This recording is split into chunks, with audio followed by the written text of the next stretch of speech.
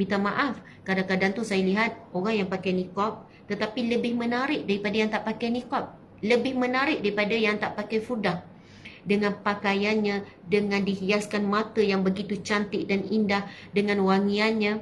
Lepas tu kadang yang pakai niqab tetapi tak menjaga akhlak, menggedik-gedik dan sebagainya. Alhamdulillah, subhanallah walhamdulillah wala ilaha illallah wallahu akbar. Muslimin muslimat di mata Allah sekalian, ada tulisan Muhammad Nabil Ashraf kata, tanyalah Ustazah. Nak tanya apa tu? Dia soalan apa tu tadi? Saya tak baca komen ya. Siapa yang tanya soalan laju-laju jangan marah ya. Kadang tak sempat. Kalau anda duduk tempat saya, dia laju. Tanyalah Ustazah. Subhanallah. Tadi ada yang tanya, Ustazah, saya ni dan keluarga saya tak ada yang pakai niqab, pakai pudar. Jadi subhanallah, macam mana saya nak pakai niqab? Pertama saya nak sebutkan begini. Tentang bab hukum niqab memang ada perbahasan ulama. Namun pendapat yang masyhur, yang jumhur lah, bukan jumhur, kita kata bukan ijma' tapi jumhur. Pendapat yang masyhur, pendapat yang lebih ramai di kalangan ulama mengatakan ia bukan wajib sebab wajah bukan aurat. Okey. Namun ada pendapat, bahkan ia daripada mazhab Syafi'i, yang berpendapat mengatakan, dan juga daripada pendapat mazhab yang lain, memang ada pendapat mengatakan wajah ini termasuk wajib ditutup. Maksudnya soalannya ia dianggap seperti aurat. Okey. Maka dalam situasi begini, kepada siapa yang berpegang kepada, dia nak berpegang, itu pilihan dia, bahawa wajah ini adalah aurat dan wajah ini wajib ditutup, kan? Maka baginya wajiblah ditutup sebab dia pegang kepada pendapat wajib. Jika dia pakai buka dalam keadaan dia berpegang kepada wajib, maka boleh jatuh berdosalah bagi dia. Maksudnya dia mempermainkanlah perkara yang wajib sebab dia berpegang pada wajib. Bagi siapa yang berpegang kepada ia adalah sunat, kan, dia adalah sunat, maka tidaklah jadi wajib dia pakai dan tidak berdosa dia tidak pakai. Saya berpegang kepada pendapat yang kedua, iaitu bukan hanya, kita tak boleh sebut hanya, ia adalah sunat, kan. Ada yang kata ia harus saja. Maksudnya kalau buat dapatlah pahala sebab sekian-sekian. Sunatlah, dia lebih kepada sunat. Pakaian yang dipakai oleh para isteri Nabi dan sebagainya. Tapi pada zaman Rasulullah bukan semua wanita menutup wajah, bukan semua. Subhanallah. Maka di situ boleh dilihat bahawasanya wajah ini bukanlah aurat dan wajib ditutup. Tapi ada pendapat yang mengatakan wajib ditutup. Itu ada hujah-hujah dia. Okey, jadi bila anda buat keputusan untuk memakai, anda kena berdasarkan ilmu, bukan berdasarkan ikutan, kan. Ada kawan pakai, tengok seronoknya, lepas tu sekian-sekian, lepas tu dah rasa susah, nak makan susah, nak beraktiviti susah, itu terhalang, lepas tu fikir nak buka. So pakailah niqab ataupun furdah ini dengan ilmu, dengan faham kenapa dalil dia sekian-sekian. Sebab dengan ilmu itulah baru datangnya istiqamah. Faham ya? Jadi sahabat-sahabat dimati Allah sekalian, tadi sahabat kita tanya, dalam keluarga tak ada seorang yang pakai niqab. Jadi macam mana? Jawapannya adalah, anda mulakan saja dan anda hadapilah apa jua ujian dan cabaran. Macam mana saya nak jawab macam mana tu, nak mula tu kan? Adakah anda mungkin kena tanya pandangan ibu ayah. Mungkin anda kena tanya juga bagaimana penerimaan mereka. Mungkin ibu ayah kata tak payah pakailah, tak perlu pun, nampak dalam keadaan situasi tak adalah terdesak memerlukan, ada fitnah yang begitu besar dan sebagainya, tak payahlah, nanti kan begini-begini. Mengambil kira pendapat ibu ayah juga adalah salah satu cara untuk kita melakukan suatu amalan itu lebih tenang, kan, mendapat sokongan. Kita bimbang apa yang kita buat sedangkan ia adalah khilaf, akan menyakiti hati ibu dan ayah dan sebagainya. Sahabat-sahabat, saya pernah pakai niqab. Saya pakai masa saya belajar di Mesir. Suasananya ketika itu, kebanyakan semua pelajar bila belajar di Mesir je, semua pakai niqab. Walaupun sebenarnya kat Malaysia tak pakai.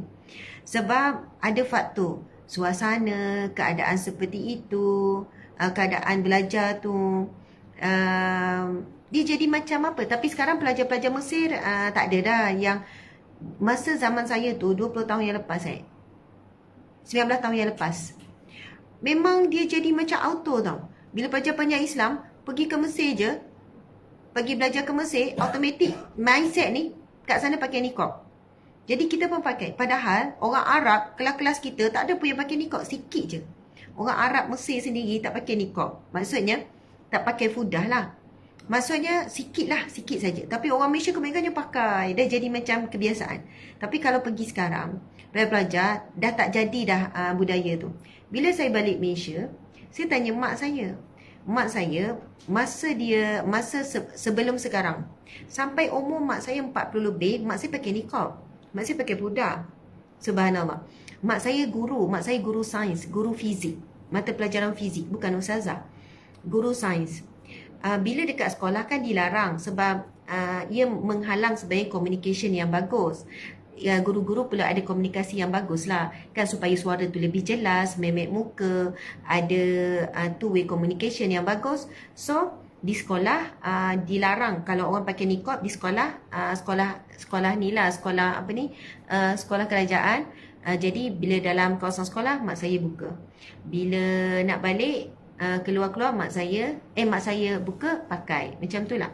Saya rasa sampai umur mak saya berapa. Lepas tu bila saya balik Mesir, saya tanya mak saya, macam mana mak, nak turun pakai ke tak? Lepas tu mak saya kata, ini jawapan ibu saya ya, saya bukan nak berhujah, ini bukan hujah syar'i ni, ini adalah apa penjelasan ibu saya.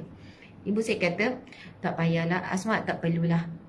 Untuk situasi di Malaysia, pengalaman mak yang dah pakai dan sebagainya, dalam keadaan untuk dakwah, untuk urusan-urusan, untuk pekerjaan yang Asma nak masuk. Masa tu saya jadi pegawai awal Islam.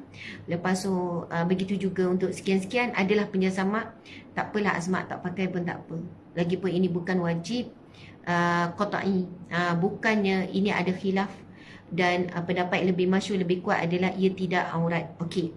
Kemudian subhanallah, samalah juga bila orang tanya, supaya kita ni janganlah terlalu rigid sangat dengan satu pendapat, sehingga kan kita tidak buka ruang longgar. Sebab ada orang yang berpegang memang wajib, memang aurat, dan dia mengatakan wanita-wanita yang belum memakai niqab ni sedang melakukan maksiat dan dosa.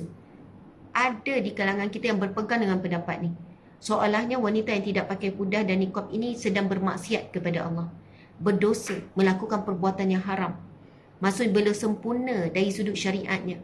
Maka pendapat seperti ini, pendapat yang disebut berlebihan ataupun keras, syadid, ataupun di situ adanya sifat yang melampau.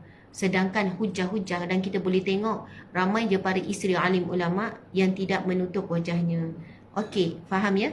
Jadi bagi yang berpegang, subhanallah, baguslah, wajib, dan dia mengikut sunnah para isteri Nabi, dia nak beramal, maka beramallah dengan ilmu. Tanya pendapat ibu ayah, tanya situasi keluarga. Kalau bayar kata nak pakai, pakailah. Mungkin kali pertama kena reject, usaha lagi, doa. Mungkin lama-lama, tolonglah nak pakai, boleh tak bagi sebulan je, kita nak try je, nak try dulu. Masa tu pakai dengan niat bukan berpegang pada wajib tapi sunat, tapi nak try. Pujuk dulu, pujuk, bincang, doa. Lepas tu mak ayah kata, okeylah nak pakai, pakailah, dah teringin sangat, pakai. Okey, bila dah pakai, lama-lama mak ayah pun boleh terima. Tetapi kenalah seiring dengan akhlak kita. Jangan sampai akhlak kita itu memberi fitnah. Sebab pakai niqab, pakai tutup muka ini adalah pakaian yang mulia. Jadi muliakanlah diri kita seiring dengan akhlak.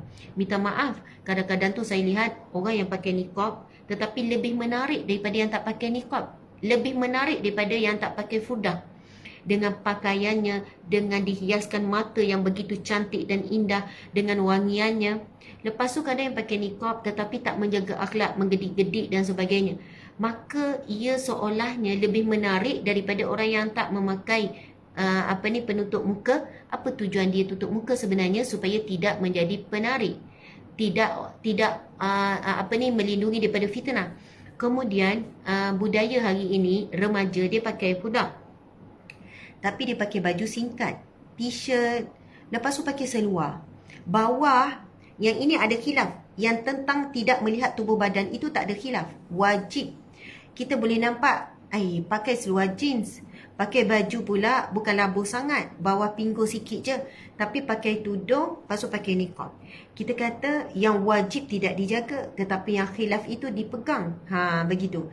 Jadi tuan-puan, sahabat-sahabat dimuliakan Allah, sebab itu bila nak memakai pakaian yang sebegini, maksudnya penutup muka, bukan penutup muka, sorry, niqab, fudah, kita tahu kemuliaan pakaian ni, maka perlulah seiring dengan ilmu. Okay, itu sikit.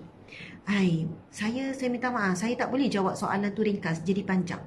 Okey, sekarang kita kena, dah pukul 8, saya kena stop pada lambat 8.30, 8.45 saya kena bertolak sebab saya ada ceramah. So, ada perkara penting yang kita nak bincangkan hari ini. Namun berikan saya keizinan dulu untuk kita bacakan hadis pada hari ini. Subhanallah. Ya, setahu saya selawat zikir boleh bagi wanita. Nak selawat, nak zikir walaupun uzur, boleh, tak ada masalah. Selawatlah berapa banyak, zikirlah berapa banyak, beribu kali zikir pun tak ada masalah bagi wanita haid. Subhanallah. Mudah bersalin hari ini. Nama isteri si Farah Jasmine. Subhanallah, Muhammad Salahuddin kata, Ustazah, isteri saya akan lahirkan anak pada hari ini. Doakan.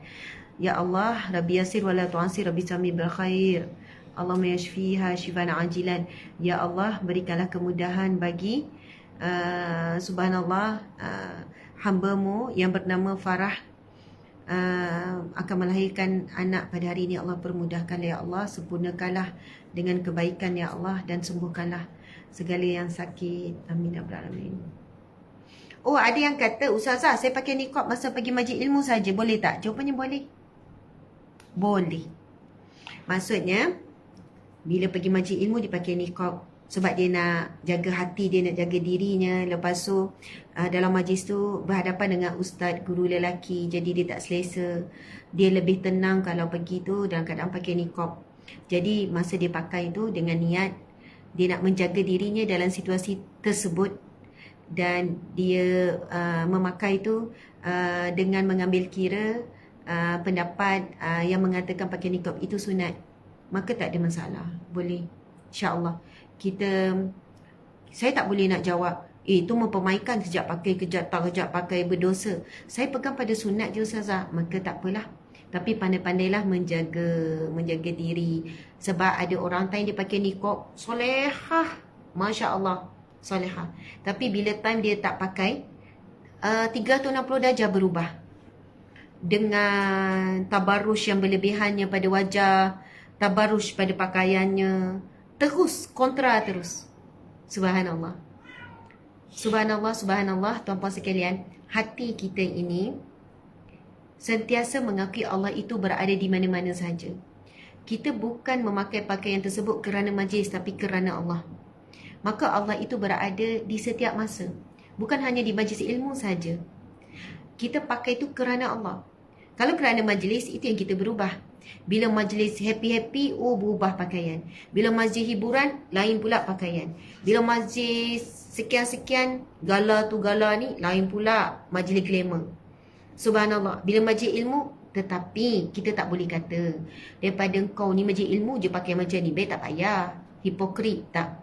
Mungkin ada orang yang baru nak hijrah, baru nak berubah. Dia mula memakai pakaian yang ikut syariat dalam majlis tertentu. Mudah-mudahan nanti dia akan pakai yang sama juga, walaupun fashion berbeza, tapi ikut syariat dalam majlis yang lain. Faham maksud saya? Ustazah, pakai fudah kerana suami boleh ke? Ada ramai yang macam ni. Ustazah, saya pakai kerana suami saya suruh, suami saya wajibkan saya pakai, tapi saya tak ikhlas pakai, saya memberontak Ustazah. Dengan panasnya, dengan itu berpeluhnya, nak makan susahnya, saya memberontak Ustazah. Subhanallah, tuan-puan dimati Allah sekalian.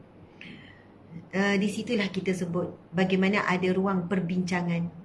Kalau kita tak ikhlas, kita tak nak, kita memberontak, lepas tu kita boleh rasa bagaimana dah ada gap dengan ujian. Sebenarnya berat orang nak pakai niqab fudah ni, memang sebenarnya berat ujiannya.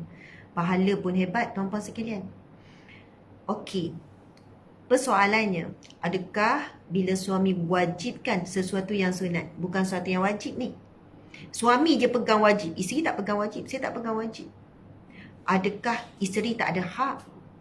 Isteri sampai tak ada hak untuk tidak mahu pakai? Subhanallah. Ingat tak perbincangan hari itu tentang bab susu anak? Subhanallah. Jabatan Mufti Wilayah Persekutuan sebut apa? Kalau suami wajibkan isteri susu anak tapi anak tak nak, suami tak boleh paksa, itu hak isteri.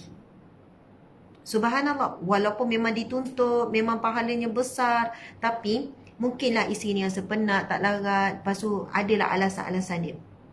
Dan jika isteri tidak taat dalam perkara yang sunat seperti ini, maka tidak berdosa bagi isteri ini. Suami ni lah kena rasional. Tuan-tuan sekalian, suami ni kena rasional. Namun sekiranya kan dengan tak pakai tu jadi pergaduhan, jadi mudarat dalam hubungan tu, suami tu sampai kalau tak nak pakai tak payah keluar, kalau sekian-sekian, Allahu Akbar, maka di sinilah perlunya pengorbanan dan kefahaman isteri. Mungkin suami ini memang seorang yang cemburu, cemburunya tinggi, maka isteri ni untuk menjaga kemaslahatan, maka dia pakai. Alang-alang pakai kerana suami, pakailah kerana Allah. Mungkin kenapa rasa rimas, rasa panas, rasa tak selesa, ada gap apa semua tu, rupanya sebab buat kerana suami. Cuba doa dengan Allah, ya Allah, ikhlaskan hatiku memakai niqab, ikhlaskan hatiku memakai furdah ni. Bantu aku untuk jadi orang yang ikhlas, ya Allah. Allahumma ja'alni mukhlisina lahuddin, ya Allah, jadikanlah aku orang ikhlas. Masya Allah. Okey, sahabat-sahabat, sekarang kita nak bacakan hadis Nabi dan sangat menarik perbincangan kita ni. Sekarang ada lebih kurang dalam 10,000, 9,000, hampir 10,000 ni. Kita nak bacakan hadis Nabi SAW. Saya baca, tuan-puan ikut. Ia hadis yang ke-6 dalam bab yang ke-16. Ia merupakan hadis yang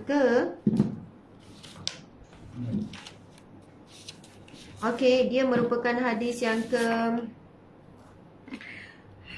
dalam bab 16, ia hadis yang ke-6. Ia merupakan hadis yang ke-161, 161. Okey, dalam kitab Riyadhus Shalihin.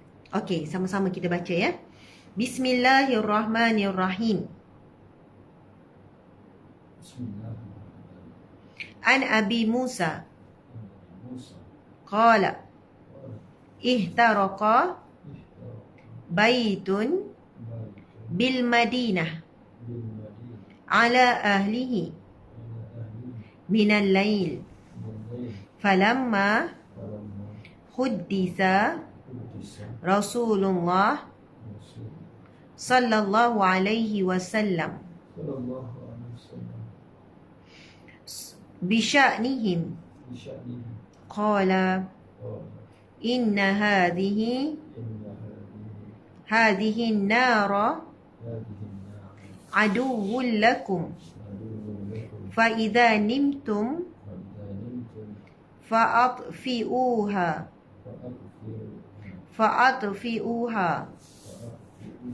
ankum. Muttafaqun alaih, hadis riwayat Bukhari dan Muslim. Okey, Masya Allah. Sahabat-sahabat, daripada Abu Musa radhiyallahu anhu berkata, ini hadis sahih riwayat Bukhari dan Muslim.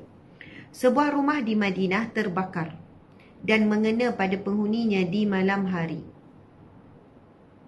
Ketika kejadian ini diceritakan kepada Rasulullah sallallahu alaihi wasallam, Nabi bersabda, sesungguhnya api itu adalah musuh kalian.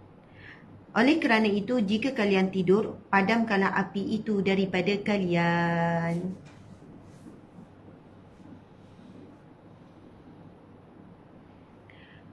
Sesungguhnya api itu adalah musuh kalian, Nabi kata. Oleh kerana itu, jika kalian tidur, padamkanlah api itu daripada kalian. Masya Allah. Alhamdulillah. Ya, live semua akan save, sahabat-sahabat. Ada yang tanya, Ustazah, boleh ke nak baca potongan ayat Al-Quran kalau saya uzur? Jawapannya boleh, niat zikir. Ustazah, boleh ke saya baca surah Ar-Rahman ayat 1 hingga 4 tu pada anak-anak saya bila hantar sekolah? Jawapannya boleh. Mana-mana zikir kan, ataupun doa, potongan daripada ayat Al-Quran dengan niat doa atau zikir boleh dibaca bagi wanita yang haid, wanita yang uzur ataupun wanita yang nifas. Faham ya?